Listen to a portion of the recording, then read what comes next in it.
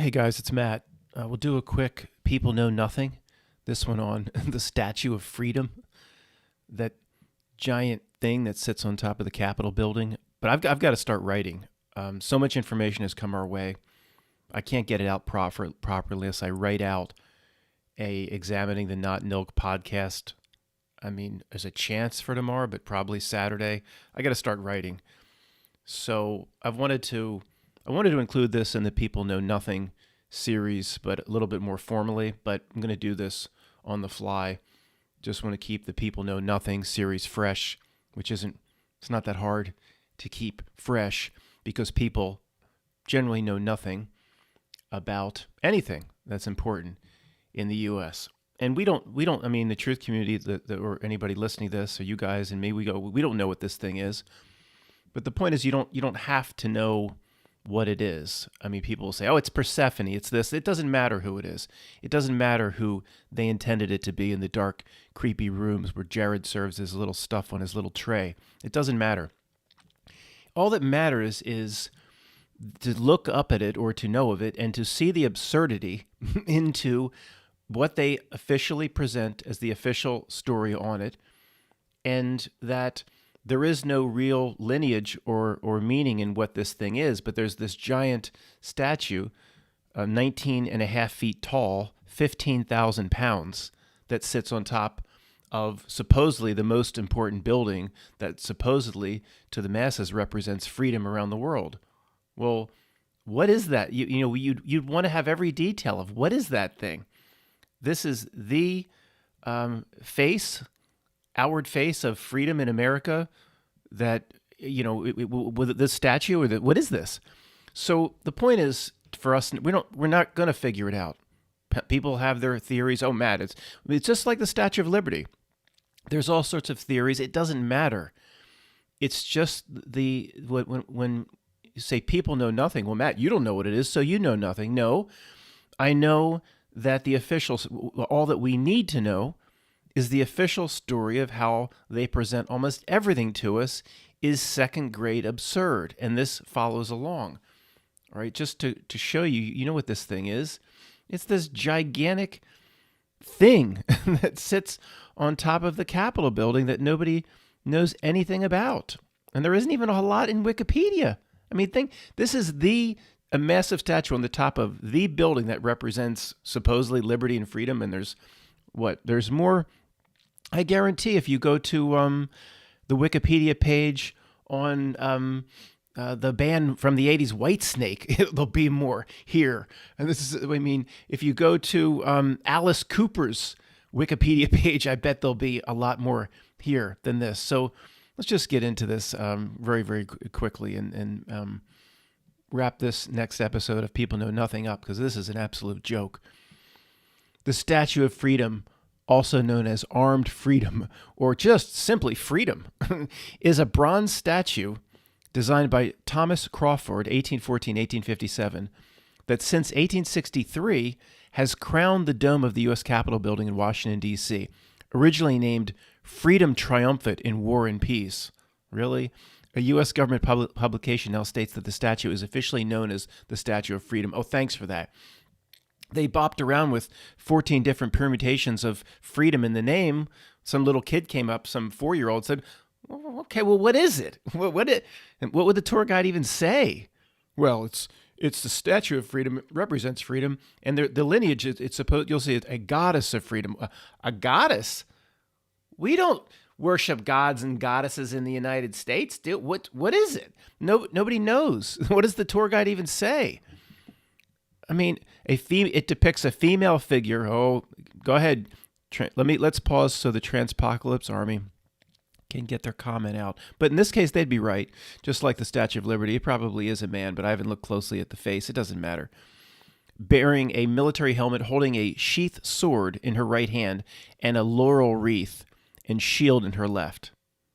What's the meaning of laurel wreath? I don't know. I don't care. Description.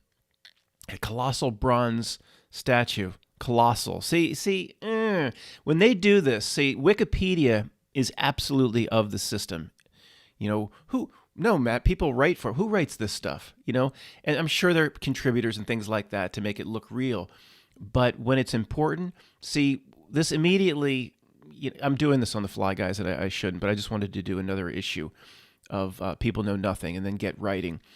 A colossal bronze standing figure, 19 and a half feet, 5.9 meters tall, weighing approximately 15,000 pounds. Okay, colossal. Immediately brings in the Statue of Liberty, ties it back to the new Colossus, the Colossus at Rhodes.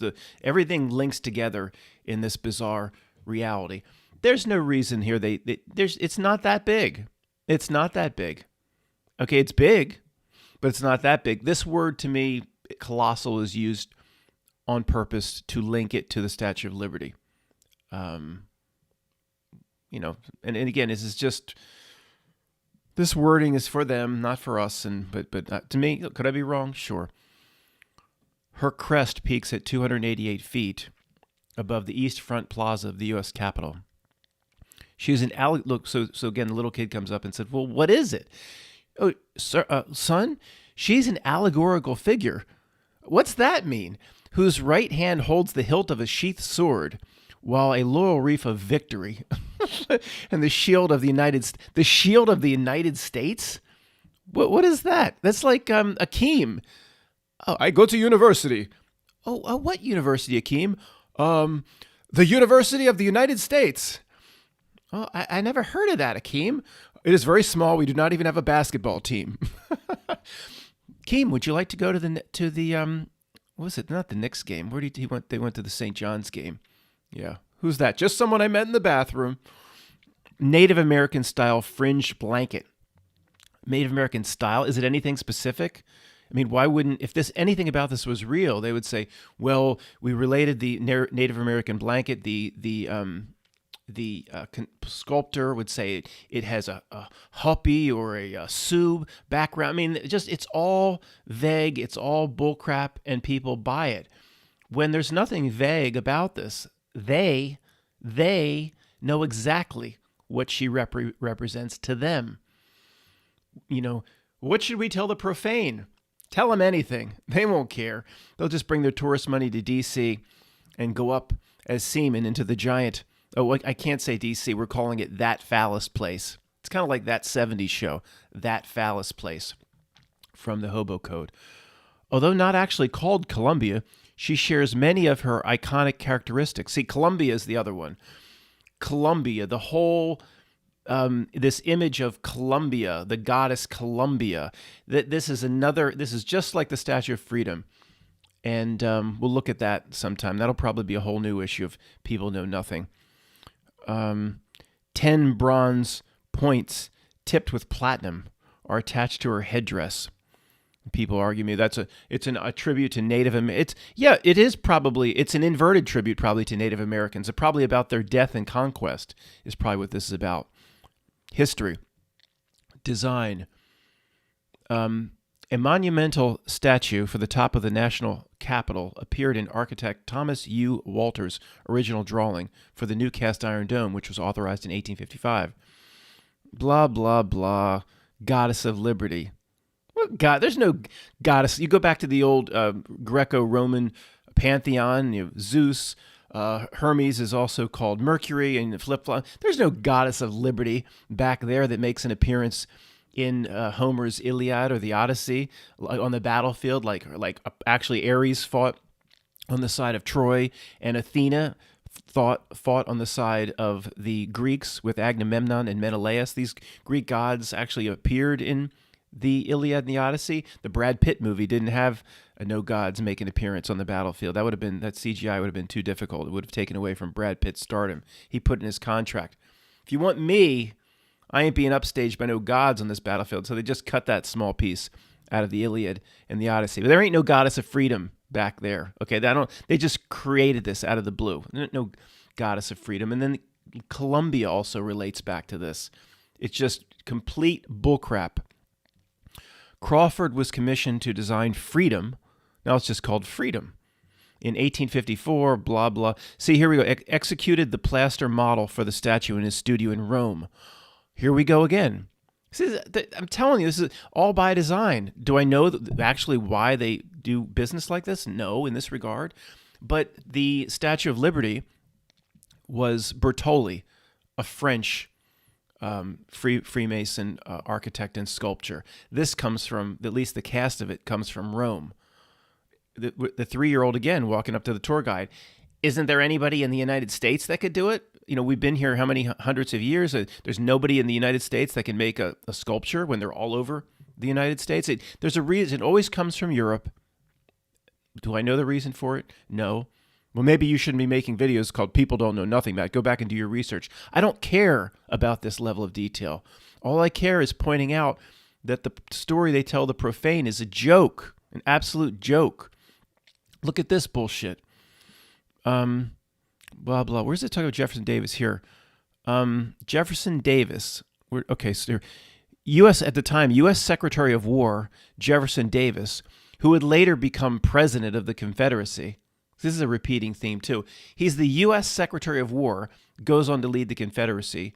General Lee, not the orange car from the Dukes of Hazzard, the real General Lee. He's West Point. He goes to lead the Confederacy on the battlefield. Jefferson Davis was in charge of the Capitol construction and its decorations. According to David Hackett Fisher in his book Liberty and Freedom, Crawford's statue was very close to Jefferson Davis's idea in every way but one. Above the crown, he had added a liberty cap, the old Roman symbol of an emancipated slave. It seemed a direct affront to a militant slave holder, and Jefferson Davis exploded with rage. The northern sculptor and the southern slaveholder had already clashed over a liberty cap in the interior decoration of the Capitol.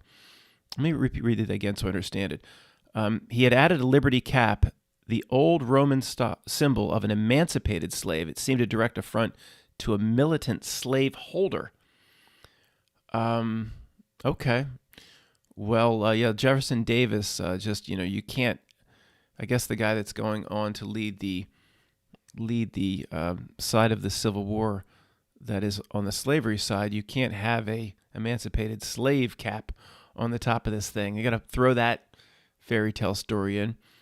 Davis set his aide, Captain Montgomery Meigs, with orders to remove the cap, saying that its history renders it inappropriate to a people who were born free and would not be enslaved. What? So look at this irony. Look at this irony. You got to be kidding me. So here it kind of suggests that you can't have any sort of this thing can't represent an emancipated slave because I'm going to go down and fight a civil war for slavery. We know the Civil War, guys, was not fought over slavery. That's something they attached as part of the fairy tale for the real reasons it was fought, but that's not the purpose of this video. So you can't have it representing an emancipated slave. Somebody reading this says, well, that seems consistent with what Jefferson Davis would really do.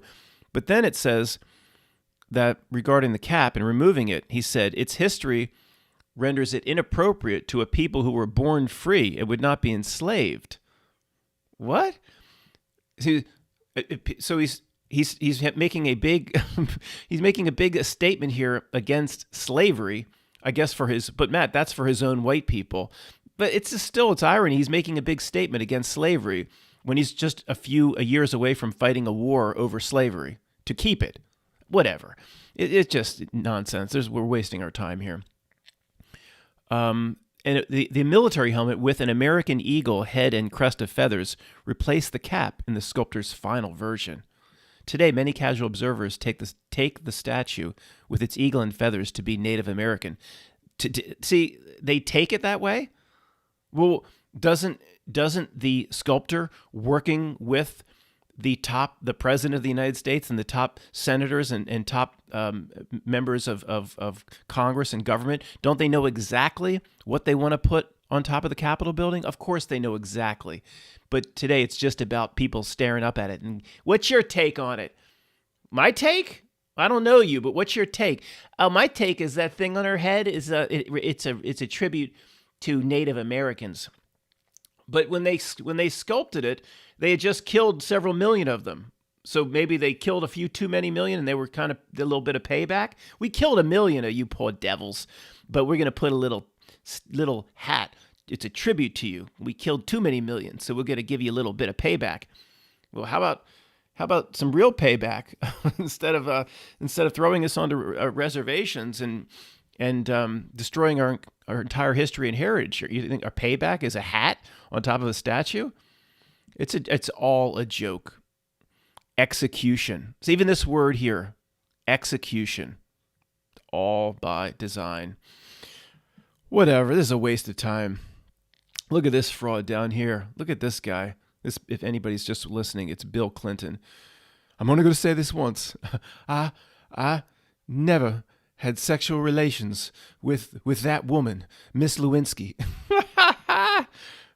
Since then, every 2 to 3 years, the statue undergoes 2 weeks of cleaning. 2 to 3, 2 divided by 3, 666. It's every 2 to 3 years. They have no formal cleaning schedule for supposedly one of the top 3 most important statues in the United States of America per its history and heritage. They have no formal cleaning schedule. They just talk to there's like a head janitor at the Capitol Rotunda. When should we clean that thing? I don't know. The guidelines say every 2 to 3 years. It's head janitor's discretion. We going to do it this year? I don't know. We got to clean this. What is it? The apotheosis of George Washington. You going to go up there? I ain't going up there. I ain't going up. Give it to Mikey. He'll eat anything. Whatever. The use of freedom's image. It's the use of freedom's image. See, look at the way that's worded. What a joke. What a joke. And the masses will lap it up like it's all true when it's 100% nonsense. Thanks, guys.